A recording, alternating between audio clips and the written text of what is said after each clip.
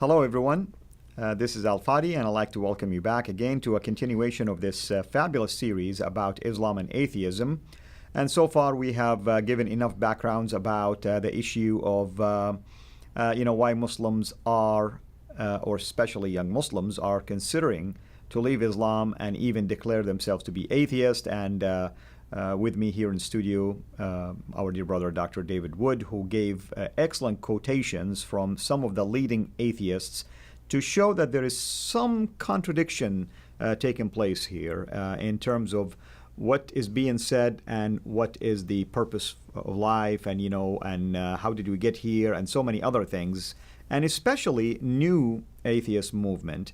Today we are going to take another look at atheism and its relationship with Islam from a different angle. It's going to be dealing now with God, atheism, and morality. And as you know, Islam obviously emphasizes morality in its own way, of course, and many of these Muslims who declared themselves to be atheists came from that background, understand that there is a set of rules that they have to go by, and oftentimes, David, oftentimes, that Muslims do this, gravitate away from Islam because of the laws and the Sharia and many of these requirements. So I'd like to welcome you, of course, and I want to turn this over to you to elaborate a little bit further on the relationship between morality, atheism, and God. Yeah, so as you know, there was a study several years ago among young people in Iraq, and this was before ISIS, but they found that many young people were just turning away from religion completely. They despised religion, the young people, and it was because they'd grown up in an environment where they see all of the violence and the hypocrisy and so on. They're just like, if that's what religion is, I don't want any part of it, right? And of course, in recent years, people looking at ISIS and saying, if this is what Islam teaches to go around killing and slaughtering and enslaving women and things like that, I want no part of it. So lots of people leave Islam on that basis. What I find interesting is that when people are leaving Islam, whether it's because of the violence or because of all the things Muhammad did or because of Islam's impact on women, they're saying that Islam is just so contrary to our moral views that it just can't possibly be true. Now, what the interesting part is that many of these people then go on to become atheists, and that's what we're going to focus on, because as far as I can tell, there's no real foundation for morality in atheism. And I'm not just saying that as myself, as a philosopher, as a former atheist, or anything else. Atheists who study these things will acknowledge this. And so, in earlier videos, we talked about veganism. That if you're a vegan, you still have food options available, just not the same options that everyone else has available. And we thought about that in reference to meaning. You could still have meaning in life as an atheist, but the kinds of meaning that are available to you are far fewer than would be available to a theist who believes in a God who creates the universe and so on. But you have a similar issue when it comes to morality, that you can still believe certain things are right and wrong and so on, but the kinds of things you can mean by that are much narrower in scope than what a theist could possibly mean by these things. And so the problem that we're going to be raising over and over again in this series is you have people leaving Islam because they regard the violence as wrong and immoral. They regard Muhammad's treatment of women as wrong and immoral. Right. They regard these things as wrong and immoral, and then they say, aha, because of all these wrong and immoral things, we're going to go to an ideology, atheism, which has no basis for saying what is wrong and immoral. And that makes no sense, right? Absolutely. Yeah, it makes no sense. It's not like you go there and then you say, oh, I mean, think about what would happen, right? If you took that, if you seriously followed atheism through to its implications, you'd have to look at all the horrible things Muhammad did and then say, oh, that can't be true. Now I'm going to atheism.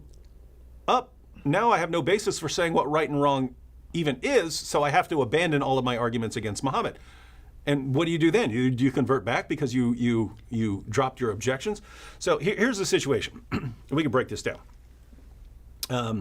Because here's the thing: your average atheist, he still believes things are right and wrong. He still is able to spot them. So I want to be clear here when we're talking about atheism not having a foundation for good and bad, right and wrong. We're not saying that atheists have no foundation for good and bad, right and wrong. Atheists have a foundation for good and bad, right and wrong because they're created in the image of God, right? It's built into them. They know it because of what they really are. But according to their ideology, they have no foundation for it, right? Their ideology says there's no foundation. So they're living these kinds of double lives. And so I want to be clear here because for some reason, atheists, even very intelligent atheists, always misinterpret this. When we say that there's no foundation for morality in atheism, they're saying, oh, you're saying that all atheists are immoral. No, atheists can do very good things. The point is, according to your ideology, what's the difference between doing something good and doing something bad? Is it just your feelings? Is that the only difference? Or is something really right and really wrong? So let's go ahead and take a look at two quotations by Richard Dawkins. One we saw earlier, and another one we'll talk about basically the morality in the universe. But here we have a quotation we already looked at. We are machines built by DNA whose purpose is to make more copies of the same DNA.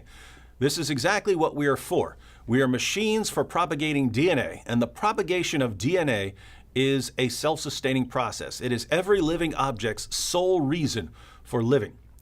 Now, if you take that seriously, that we're just machines for propagating DNA, a lot of our views about right and wrong they have to go out the window, right? Because most fundamentally, when we're talking about how we should treat other human beings, it's because we view other human beings in a certain way, right?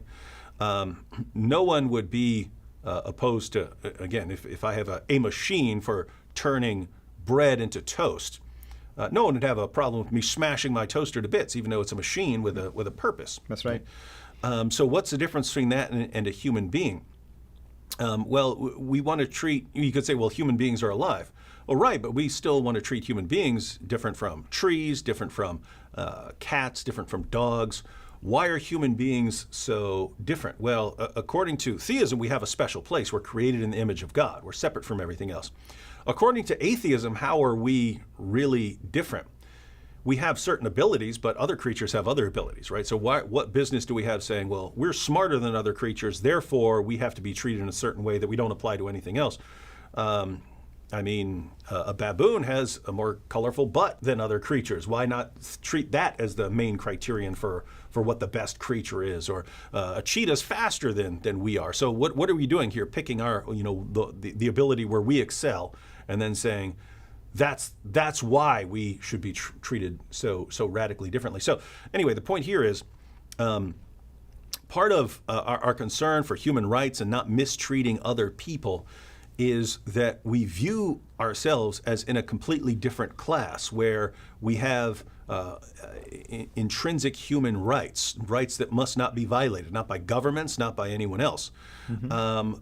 What sense does that make if we really take it seriously that we're just machines for propagating DNA, like other machines for propagating DNA? I mean, a cow is a machine for propagating DNA. I mean, all animals, basically. Yeah, but think about that, right? We kill and eat a cow. It's a machine for propagating DNA. Why can't you kill and eat a human being? Most human beings would say, no, you don't do that. Well, why? It doesn't make any sense on atheism. And it's interesting, there are atheist ethicists who actually argue that, right? Who actually they follow the view through. Atheists and ethicists at the same time. Yeah, they follow the view through to its logical conclusion and say, yeah, if someone dies and you don't want to waste them, why not eat them, right?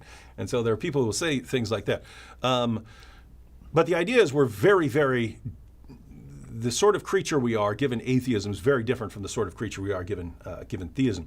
All right, let's go ahead and check that the next Richard Dawkins quote. And Dawkins is going to tell us a little bit more. He says, in a universe of blind physical forces and genetic replication, some people are going to get hurt, other people are going to get lucky, and you won't find any rhyme or reason in it, nor any justice. The universe we observe has precisely the properties we should expect if there is, at bottom, no design, no purpose, no evil and no good, nothing but blind, pitiless indifference. Notice, there is, according to Richard Dawkins, in this universe, at bottom, there's no good and no evil. Right? These things do not exist outside of our own minds.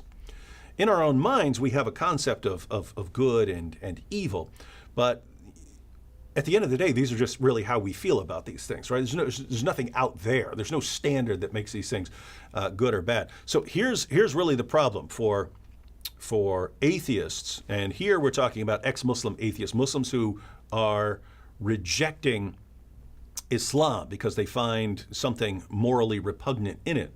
And then they become atheists where they have no foundation for that moral revulsion that they feel. Basically, on atheism, there's only a couple places you can get your moral values from. There's only a couple places you get your moral values or anything you would regard as a moral obligation from, because anything supernatural is off the table. You're not getting this from God. So it's better feelings, maybe? Yeah. So I mean, sort of historically, like where did your feelings come from? That's the problem with atheists. It always comes down to feelings with them. The question is, how did you arrive at those feelings? And so you got two basic places you can go. One, you can say human beings are kind of wired in this way, right? Our brains are wired to, want to help other people or something like that. And so we kind of derive a moral system from that. So this is called a herd instinct, right? Namely that as humans are evolving, ones that have a herd instinct where they just naturally by nature are wired to help out other members of their species will do better as a group than individuals who don't try to help each other, right? Because those will always be like loners and they'll never help each other and they won't be helped and then they'll die off. So the ones that are actually better fit to survive are ones that have a sense of cooperation. Right. And so you can say it's wired into you. But notice, something being wired into you that way doesn't make it good or bad, right? It doesn't make it good or bad. It's just this is what helps you reproduce. So for example, a male lion who moves into another pride of lions will kill off all the lion cubs that were already there. That's right. To make room for its own offspring. Now, it's wired to do that, and it helps that lion produce its own offspring because now there's less competition. It killed off all the young that were already there to make room for its own. You don't say that's good because it's wired to do that, right? That's right. There are organisms that reproduce by the animal version of rape, right? They just go in and take what they want, and that's how they reproduce. They're wired to do that. You don't say, well, therefore it's good that they do that. So anyway, the point here is, if you're saying that morality, your moral views are just part of a herd instinct because you're wired to do that, that doesn't make those things right or wrong. It's just you're wired to do these things. So if you're saying that our sense of our moral views, our claims against Muhammad, are just things that are wired into us, it's not telling you anything about right or wrong. It's got nothing to do with that. It's just that's how those are things you're programmed to do, and those are things that maybe helped your ancestors. Has nothing to do with whether they're right or wrong. You could be programmed to do things that are horrible. I mean, there are people who are just far more violent than others. They're wired to be that way. They're that way when they're young. They're that way when they're old. They're just more violent than other people. You don't say, well, you're wired to do that, so that therefore it's good. This is a different category. So that's one direction they can go. They can go, in the direction of saying we're wired. That doesn't give them anything like objective moral values and standards and things like that. The other direction they can go is to society. We're taught certain things are right and wrong in our society. Problem here is societies completely contradict each other. You can go to Pakistan, and if a girl walks down the street without a male escort, her own brother will kill her. Her own brother will and sometimes her father and brother, her whole family will gather together and kill her for dishonoring her family. And some of them, they're so unashamed of that, they'll walk right down to the police station and say, yep, we had to kill her. We had to kill her. She walked down the street without a male escort. Now, we would look at that and be completely horrified. Mm-hmm. We believe that's wrong. But guess what? If it's just society that decides what's right and wrong and tells you, who's to judge the societies, right? That's right. So you can't say that's right because a society taught its people to do that. Otherwise, you end up with hopeless contradictions. some of the most horrible things ever. Communist China, communist Soviet Union, people being killed left and right, people being oppressed, the Nazis, some of the most horrible atrocities ever. They're doing what their society teaches. We don't want to say, well, because the society teaches it, that makes it right. So the only places that atheists really have to go to determine, to provide a foundation for what's right and what's wrong, provide no such foundation. If I say, why is this behavior right? And you say, well, I'm wired to do that. And if I'd been wired differently, then something else would have been right. That doesn't mean it's right or wrong. You're just telling me how you're wired and what helped your species, and you could look at other species and they're completely different. So that doesn't give you any real basis for saying what's right and wrong. Alternatively, if you say, well, society taught me that this is right and wrong. Well, if you've been born in a different society, it might teach you something completely different is right and wrong. Will contradict the other society. Yeah, so none of this provides any sort of foundation. And yet, atheists want to believe that when they're condemning Muhammad, they're actually condemning him for doing something wrong, for violating moral standards that he should not have violated. Right. And so if those sorts of things are not available given your worldview, then you're still condemning Muhammad, but it's not based on your worldview. If it was your worldview, if you were really a serious atheist who acknowledged the implications of his worldview, you would have to say, I don't like what Muhammad did. I'm not going to believe in him. I don't like what he did, and I'm not going to follow him, but I can't really say he did anything wrong because there's no real basis for it, but I'm not going to believe in him. That's what you'd have to say. That's not what they say, though. They want to say he did all of these things wrong, and here in the very near future, we're going to look through some of those things and see why atheists have a problem. But here's what they should be thinking. They should be thinking, wait a minute, if I know that these things are wrong and that Muhammad has violated a moral standard, he's gotten these things wrong, he's done things that are completely immoral, then I need a worldview that makes sense of my moral beliefs, and that's just not atheism. Exactly, and of course there's so many things we can talk about. You mentioned already the character of Muhammad. You mentioned violence, for instance, in Islam. You ask a fundamentalist Muslim, I'll tell you violence is perfectly acceptable. God told me to behave this way against certain people. The treatment of women in Islam, that's another way you can look at it. I mean, find me a single person, aside from being a Muslim, if I were to share just without mentioning that Muhammad says or the Quran says, would you like a woman to be treated this way, or to be beaten up by her husband, or to be honor killed, or whatever? Naturally, the reaction would be, of course not, without knowing that this is what the moral code for Islam is all about, for instance. So there is this sense of contradiction that you mentioned, of course. And obviously, I think I would be remiss if I didn't mention that in the the upcoming episodes, we are going to deal with many examples from Muhammad's own life. Anything else you would like to add to this, brother? Nope, that's good for now. And I think next we'll be dealing with why the moral beliefs that even the atheists have actually are evidence for God's existence, and certainly aren't evidence for atheism. Amen. Well, thank you so much, and thank you everybody for joining us today. Until we meet again in the next episode, have a blessed day. Thank you so much for taking the time to watch this video. We can't make these quality videos without the help of partners like you. So please consider becoming a Patreon supporter today at patreon.com/Sira International. I want to make sure you always get notified when we release a new video. So please click the bell to be notified, and of course, make sure to subscribe to this channel.